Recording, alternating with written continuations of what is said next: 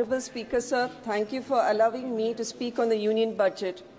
I rise today not just as a critic of this budget, but as a concerned citizen and a member of Parliament representing Karnataka's Davangere Lok Sabha constituency.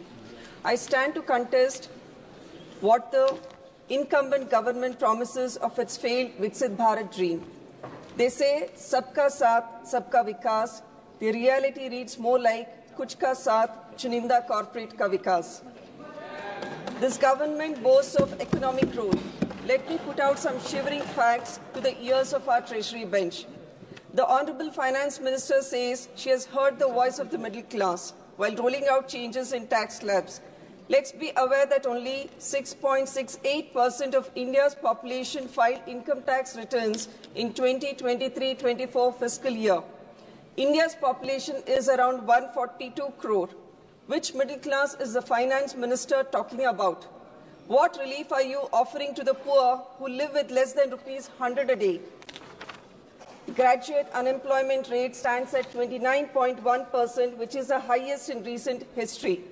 In general, the unemployment rate had even peaked to 9.2% in June 2024. Since 2014, real wage growth has been abysmal. Agricultural labourers' wages increased by just 0.8%, non-agricultural workers by 0.2%, and construction workers face negative wage growth.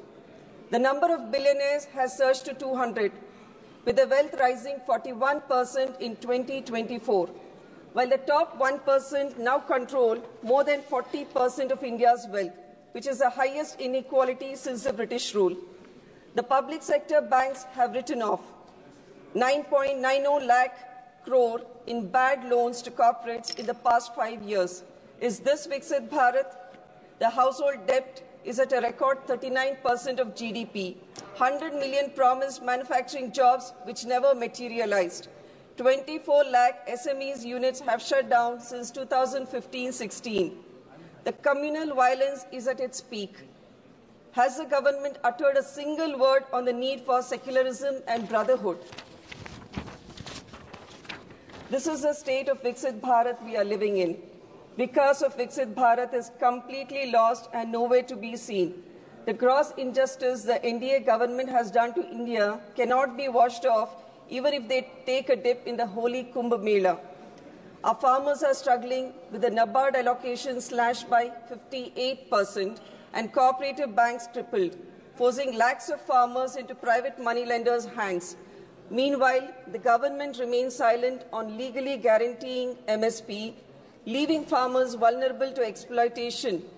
Honourable Speaker, sir, let me now turn to what I call this government's triple talaq on rural India, the systematic dismantling of Manrega, NABARD and our self-help groups. As a doctor, I present the latest chapter in this government's healthcare horror story. The Finance Minister has allocated rupees 99,858 crore for healthcare in financial year 25-26. Let me give you the real prognosis. The current medical inflation rate in India is 14%, which is highest among Asian countries, including China.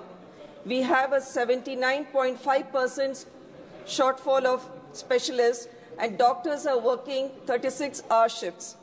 Let's talk about priorities. India's healthcare spending stands at just 2% of GDP. For a nation aiming to become a developed economy by 2047, how can we dream of a Viksit Bharat when lakhs of people still go bankrupt over hospital bills? Even the PPP model is suffering with no governance structure and zero ownership. It's become nothing more than publicity, propaganda, and photography. As a medical professional, I can tell you this isn't universal health care, it's universal health care. So just 2 minutes. Speaker, sir, our constitution describes India as a union of states in Article 1. The idea of cooperative federalism is being systematically eroded by this government, and Karnataka is among the top contributors to the national economy. Karnataka contributes rupees 4.3 lakh crore in taxes, yet receives only 13 paisa for every 1 rupee given, yet the centre happily distributes funds elsewhere to serve its political interests. Despite these betrayals, Karnataka continues to lead by example, allocating rupees 52,000 crore for welfare schemes, which even the UNGA President Philomen Yang has hailed Karnataka's guarantee schemes for empowering women, endorsing them as a model for global adoption and future UN workshops. When injustice becomes law, resistance becomes our duty. This budget exposes the government's neglect, widening inequality, and failure to address the nation's pressing crisis. Deception cannot replace real governance, and empty rhetoric will not mask the hardships faced by millions.